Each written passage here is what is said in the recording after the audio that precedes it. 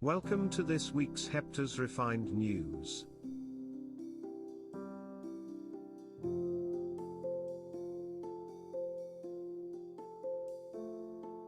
India observed the 50th anniversary of the 1971 war with Pakistan, also known as the Bangladesh Liberation War.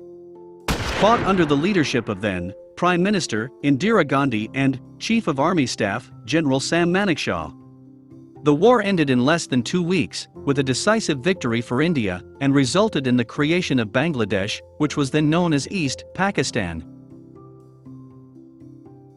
Most Google services, from Gmail to YouTube to Google Drive, suffered a mass outage lasting over an hour.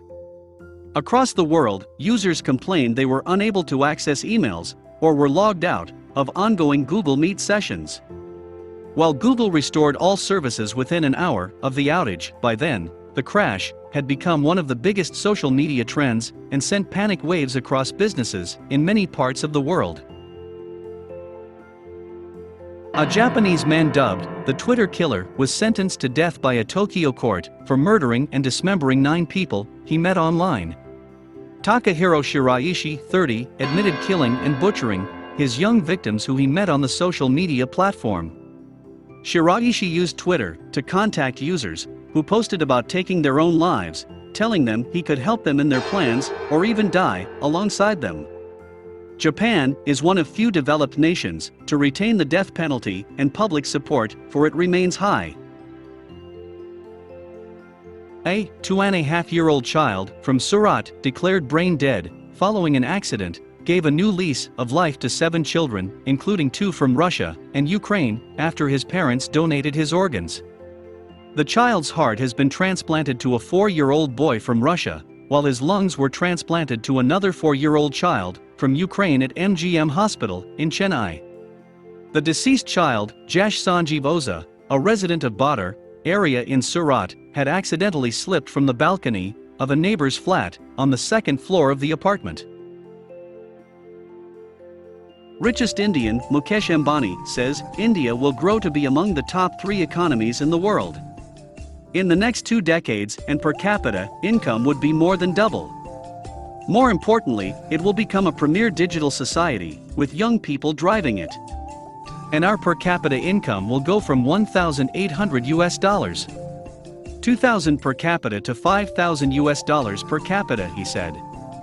Facebook and a lot of other companies and entrepreneurs in the world have a golden opportunity to be in India to be part of this economic and social transformation.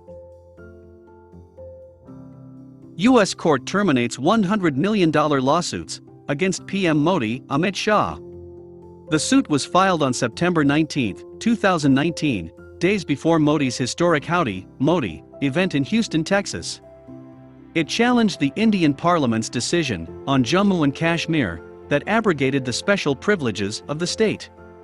The court dismissed the lawsuit after the litigants, a separatist Kashmir Khalistan outfit, and 2 associates, failed to appear before it at 2 scheduled hearings.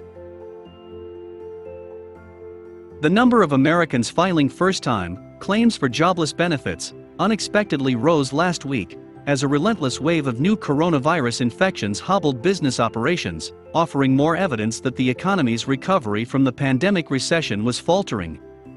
The coronavirus pandemic has split the economy in 2, where the winners are interest rate-sensitive sectors like housing and the stock market, while the losers employed in the leisure and hospitality industries are falling further and further behind, said Chris Rupke, chief economist at MUFG in New York.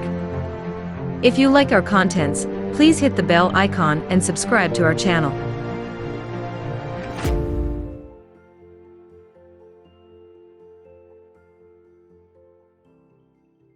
Thanks for watching.